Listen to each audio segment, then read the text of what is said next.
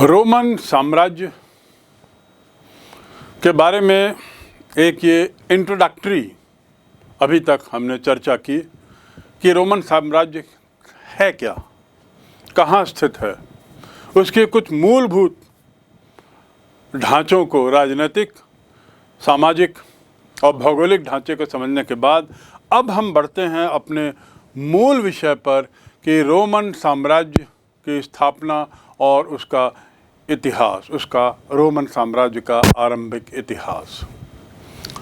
Roman साम्राज्य मोटे तौर पर देखा जाए तो उसको हम दो चरणों में देख सकते हैं। दो चरणों में साम्राज्य को, 2 स्टेजेस, जिसमें पहला स्टेज कहलाएगा पूर्ववर्ती साम्राज्य, पूर्ववर्ती चरण, और दूसरा कहलाएगा परावर्ती चरण, यानी बाद का। तो पूर्व चरण और बाद के चरण के बीच में एक काल आता है जो तीसरी सदी का समय है, यानी 200 से 300 के आसपास का समय। और इस काल में हम इसे बीच में रखकर 2 भागों में विभाजित करते हैं। दूसरे शब्दों में कहें तो तीसरी सदी के मुख्य भाग तक अवधि को पूर्ववर्ती और बाद के भाग को परावर्ती, ऐसा हम कह सकते हैं। दूसरे शब्दों में, संक्षिप्त में, यहाँ के इतिहास को हम 2 भागों में पढ़ेंगे और 2 भागों के बीच के एक काल है जो थोड़ा सा अलग है, इसके बारे में हम अलग से समझेंगे।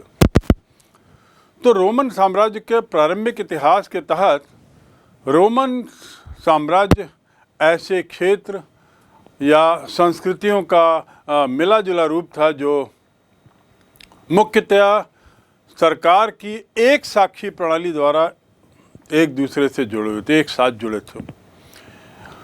इसमें अनेक भाषाएं बोली जाती थी। साम्राज्य इतना विस्तृत था, इतना विस्तार का था कि भाषाएं बहुत थी, कई भाषाएं बोली जाती थी।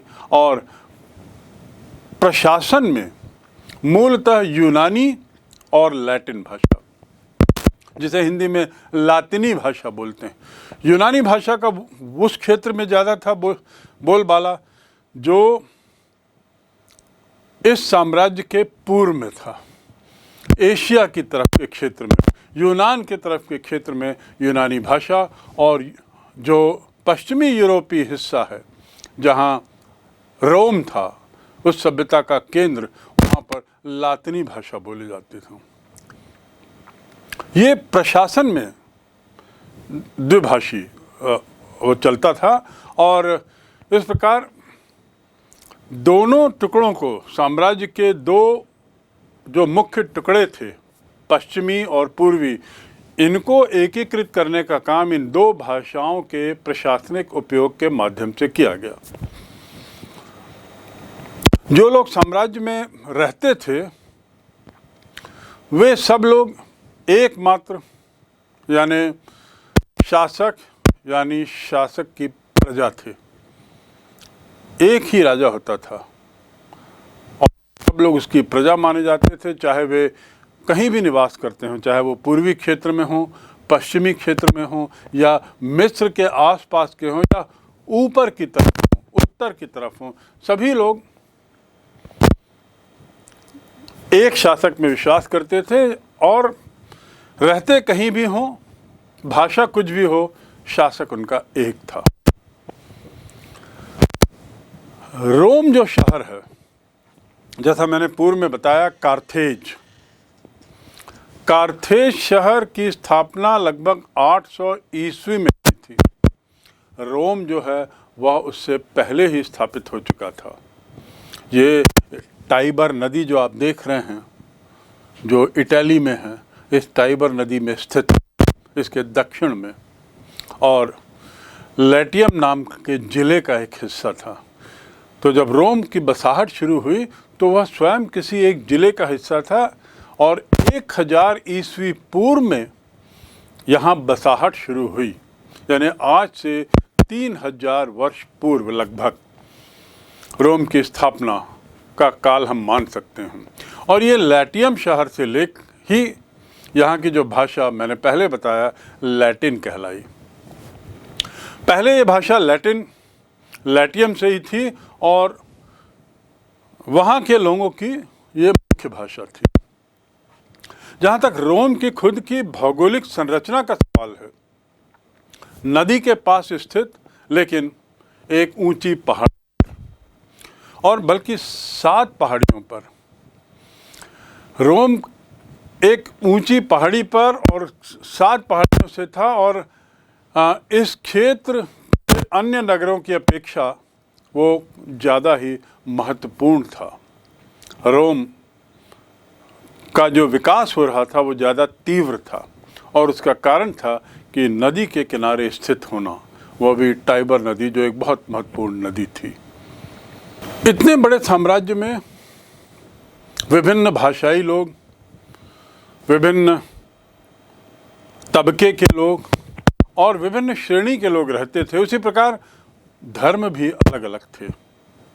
जो सभ्यता या जो संस्कृति, जो साम्राज्य 3 महाद्वीपों में फैला हुआ है, निश्चित रूप से वहाँ पर धार्मिक विभिन्नता तो रहेगी ही, लेकिन समय के साथ इस क्षेत्र का ईसाईकरण प्रारंभ हुआ, साम्राज्य का ईसाईकरण प्रारंभ हुआ। चलिए अब हम पुनः इंट्रोडक्टरी प्रस्तावना के रूप में रोम की शासन प्रणाली को भी समझने की कोशिश करें कि इसकी शासन प्रणाली कैसी थी। क्योंकि काल जो है रोमन सभ्यता का वो लगभग 500-600 वर्ष का है और बहुत फैला हुआ था, तो जितनी इसकी सीमाएं फैली हुई थी उतने ही इसकी सीमाओं में विरोधी भी थे। स्वाभाविक है, आप देख सकते हैं कि कितनी सारी सभ्यताओं ने उसके आसपास जन्म लिया और आई और चली भी गई। यही हश्र रोमन सभ्यता का भी हुआ। उसकी रोमन सभ्यता बनी रही, लेकिन जो शासन प्रणाली थी उसमें लगातार उतार चढ़ाव आया, बार बार परिवर्तन हुआ।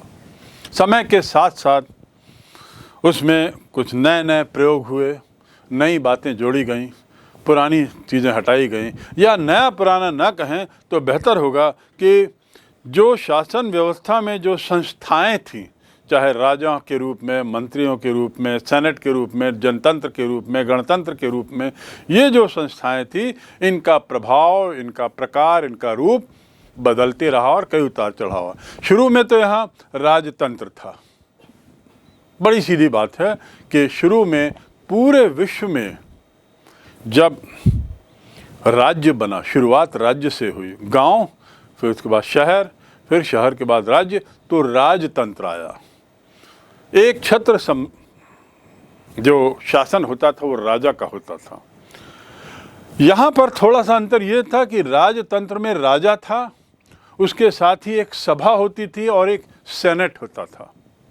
सभा क्या थी? सभा यानी उस क्षेत्र के सभी लोग उसमें शामिल थे, सभी नागरिक, सभी पुरुष नागरिक। कैसे, कौन लोग?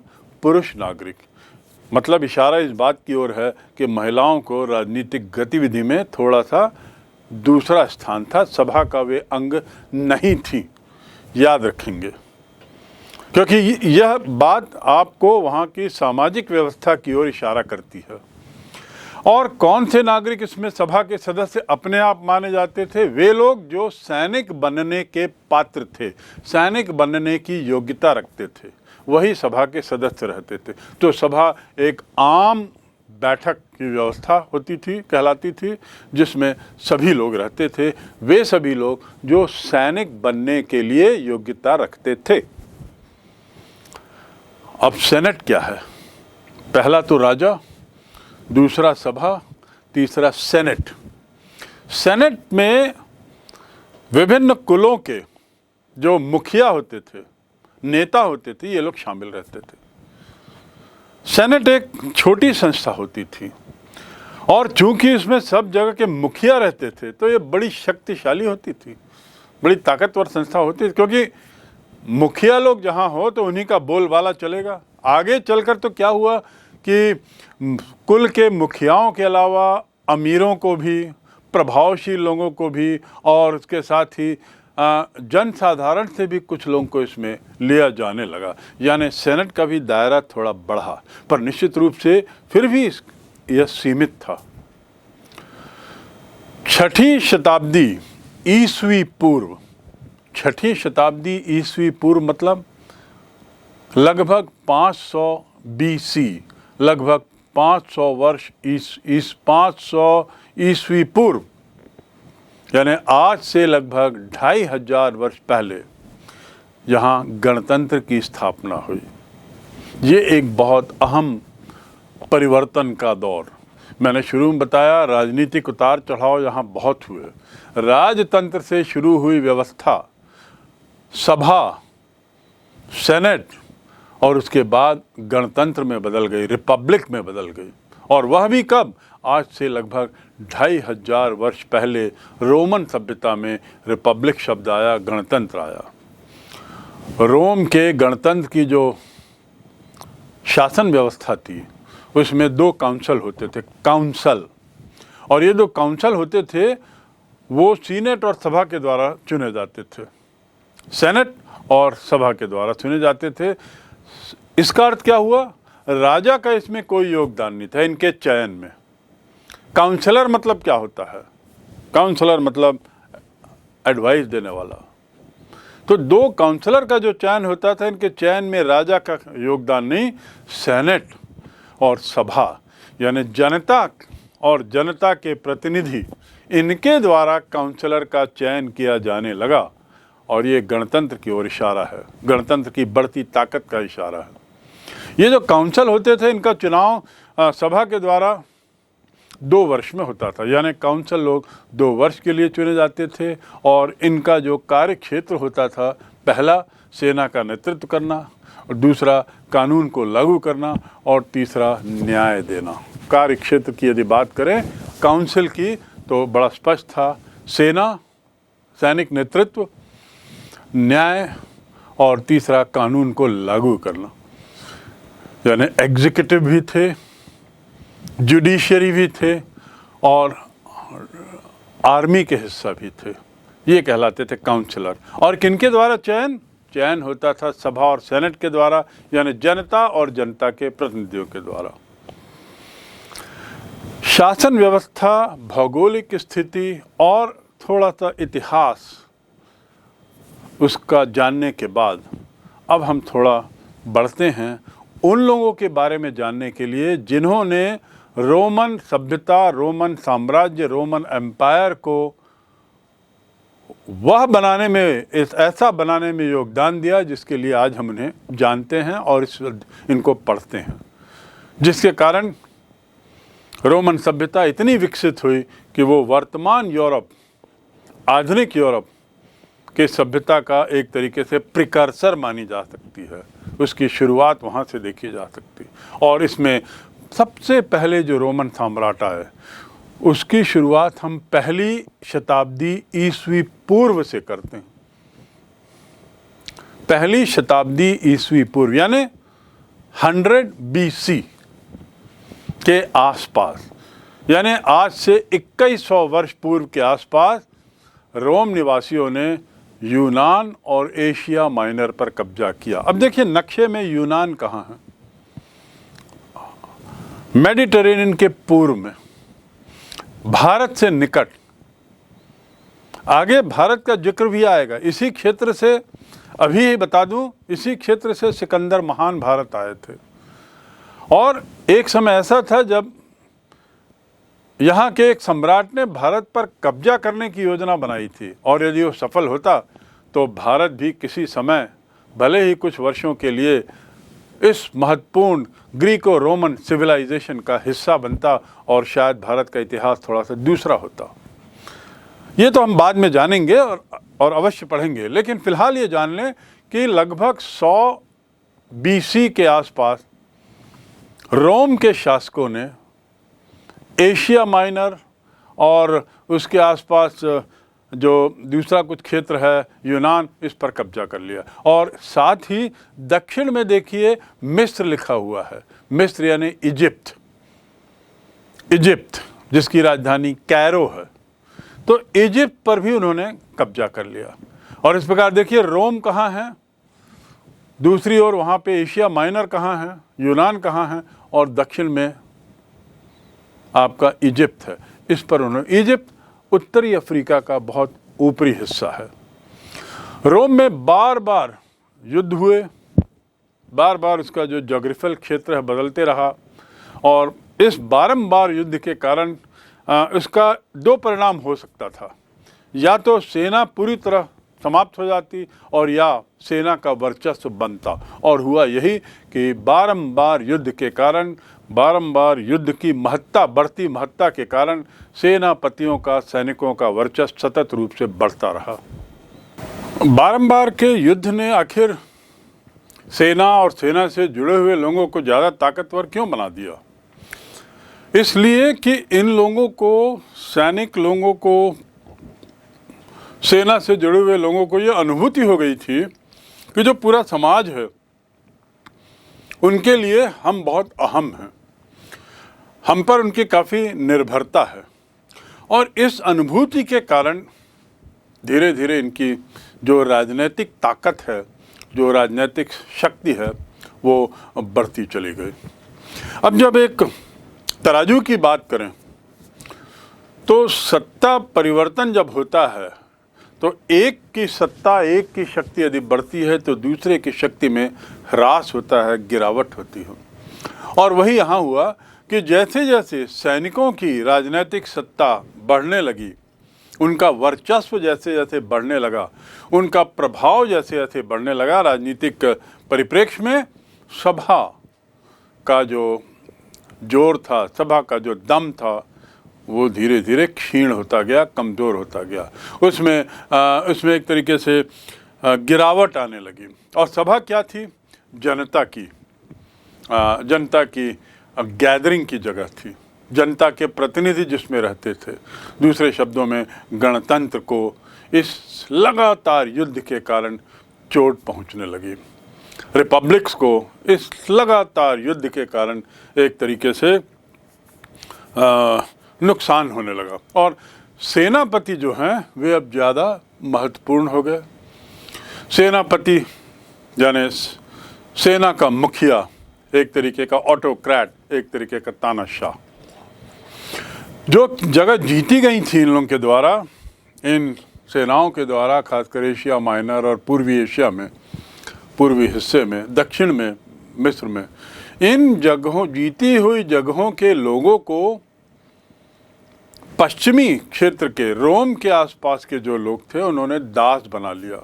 उन्होंने उनको पकड़ा, अपने यहाँ लाए ऐसे लाखों लोगों को, और इनको अपना दास बना लिया, गुलाम बना लिया। इसीलिए रोम के समाज में दो ही श्रेणी के लोग रहे, या तो स्वामी और या दास। क्यों? क्योंकि दासों की संख्या भी बहुत थी, बहुत बड़ा क्षेत्र जीता था, और उस जीते हुए क्षेत्र से लाए गए लोगों को इन्होंने अपना गुलाम बना लिया था। तो स्वामी और दास, ये दो ही वर्ग समाज में, उनके रोमन समाज में थे।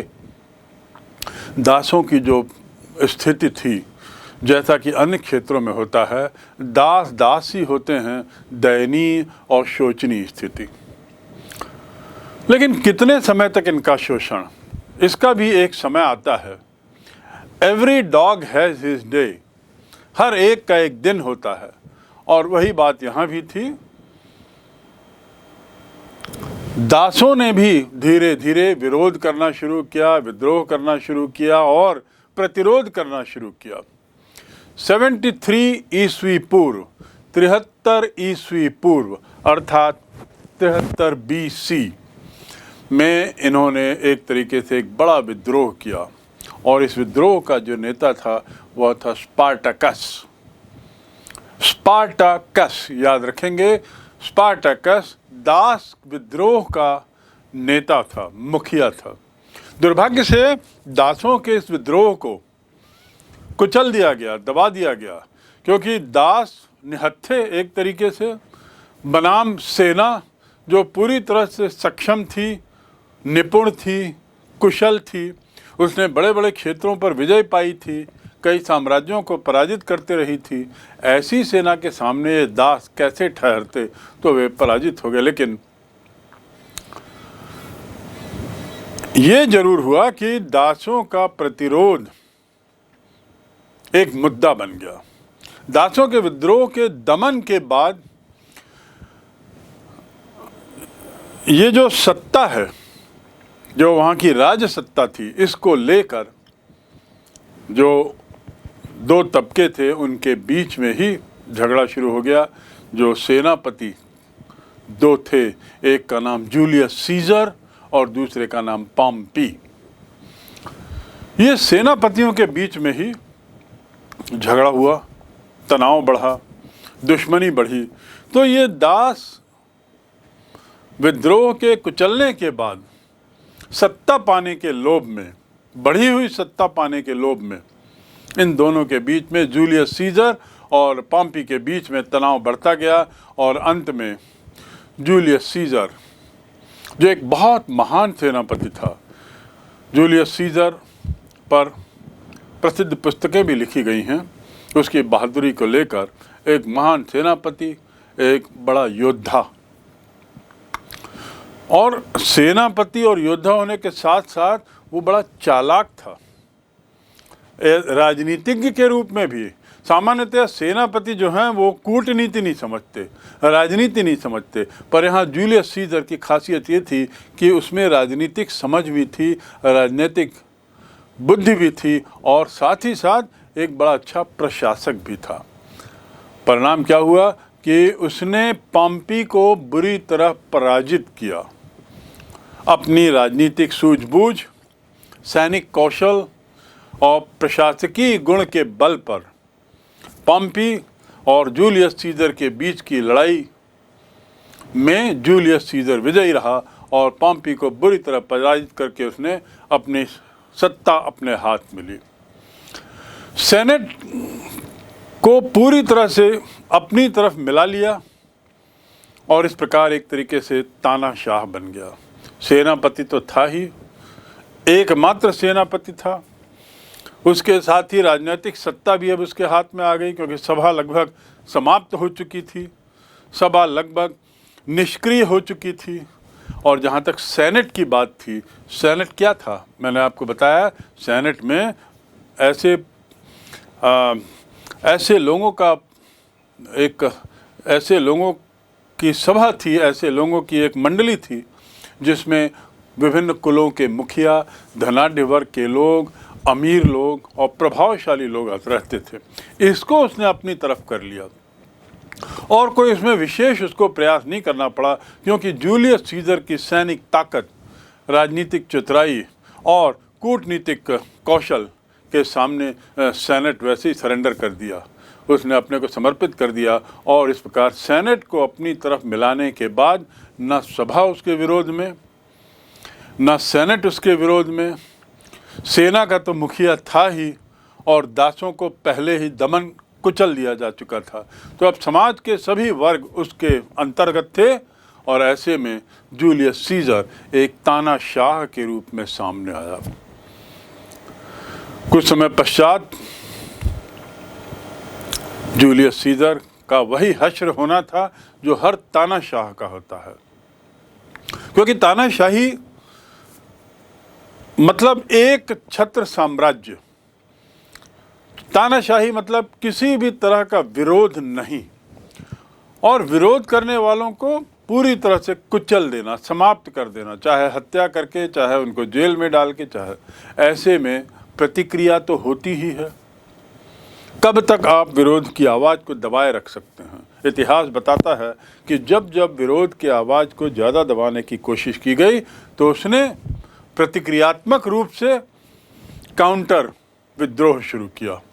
और यही यहाँ पे भी हुआ कि कुछ काल के बाद जूलियस सीजर की उसी के विरोधियों ने हत्या कर दी, जिसके साथ जूलियस सीजर ने पूर्व में कड़वा बर्ताव किया था, दुर्व्यवहार किया था।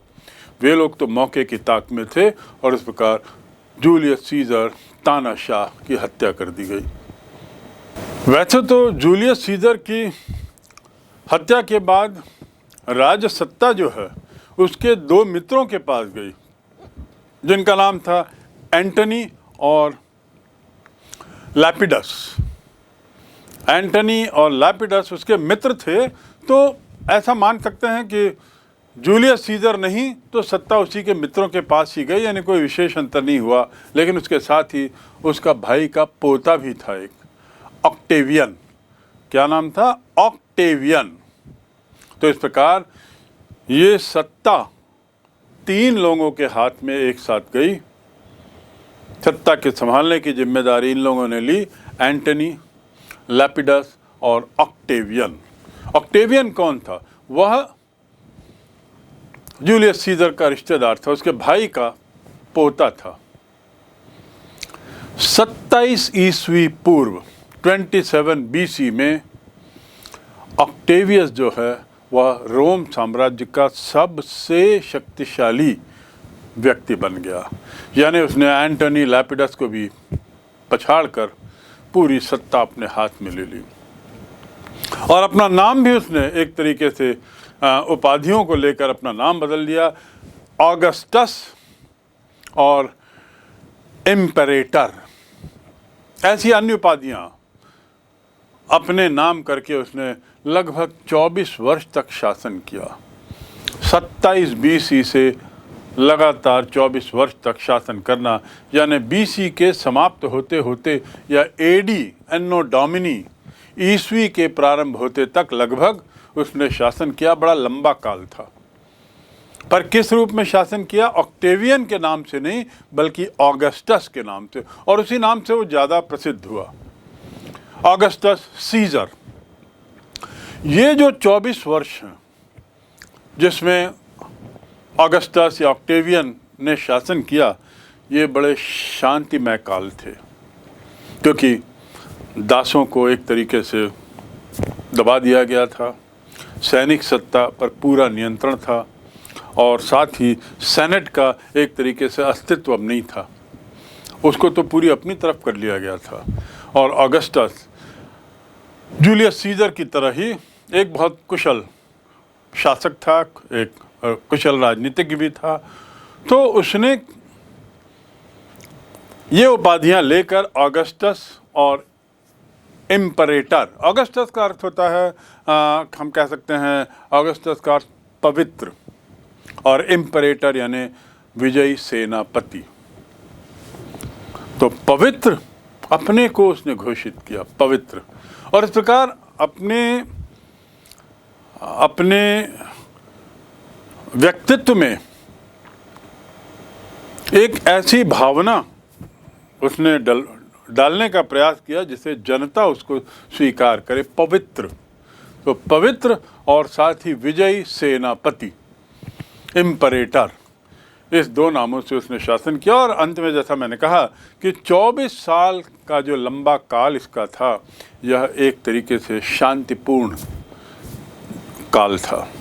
रोमन साम्राज्य के लिए जो इसके पहले बहुत सैन्य उथल पुथल और राजनीतिक उथल पुथल के दौर से गुजर रहा था, अब वो एक तरीके से थम सा गया। ऑगस्टस ने राजनीतिक माहौल को एक स्थायित्व दिया, शांति दी, अमन चैन देने का प्रयास किया, और इसीलिए इस काल को क्या कहते हैं? रोम की शांति का काल, पैक्स रोमना, PAX, पैक्स रोमना, या रोम की शांति का काल। ऑगस्टस सीजर के बाद, यानी ईस्वी पूर्व से ईस्वी आते आते तक एक तरीके से रोम की सभ्यता का पतन प्रारंभ हो गया। और रोम का जो साम्राज्य है, इसके नक्शे को देखें तो इसका जो पश्चिमी भाग है, मेडिटेरेनियन के बीच में यदि हम लाइन खींचे तो जो पश्चिमी भाग है, या साम्राज्य को 2 भागों में बांटे वर्टिकल लाइन से, तो पश्चिमी भाग जो है वो 2 भागों वो ज़्यादा टूट फूट गया। इस पूरे रोमन साम्राज्य के 2 भाग हुए, पश्चिमी भाग और टूटा, जबकि पूर्वी भाग जो है वहाँ एक नई सभ्यता, एक नए साम्राज्य का जन्म हुआ और वह था बाइजेंटाइन एम्पायर, बाइजेंटाइन साम्राज्य पूर्वी हिस्से में। और पश्चिमी भाग, जैसे मैंने कहा, उसके कई टुकड़े हो गए। वही हिस्स क्षेत्र जिसमें इटली आता है, जिसमें फ्रांस, इंग्लैंड और स्पेन आदि आदि, सिसिली, ये जो सारे क्षेत्र आते हैं, अफ्रीका का कुछ क्षेत्र, ये इसके कई टुकड़े हुए।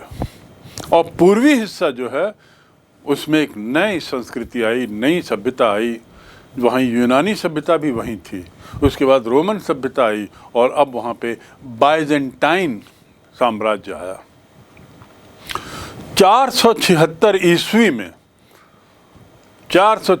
ईस्वी में उत्तर से, यूरोप के उत्तरी हिस्से से बहुत से असभ्य आक्रमणकारी आए और रोम पर सतत हमला करते हुए उन्होंने रोम के साम्राज्य को ही समाप्त कर दिया और स्वयं को, उसके जो नेता थे, उसके जो लीडर थे, उसका जो नेतृत्व कर रहे थे, उन्होंने अपने को राजा घोषित कर दिया। पर कुल मिला के 476 आते आते रोमन सभ्यता समाप्त हो गई और उत्तर यूरोप से आए हुए लोगों का कब्जा इस क्षेत्र में हो गया। पूरे क्षेत्र में नहीं, क्योंकि इसके तो कई टुकड़े हो चुके थे। संक्षिप्त में हमने कुछ सम्राटों के बारे में जाना।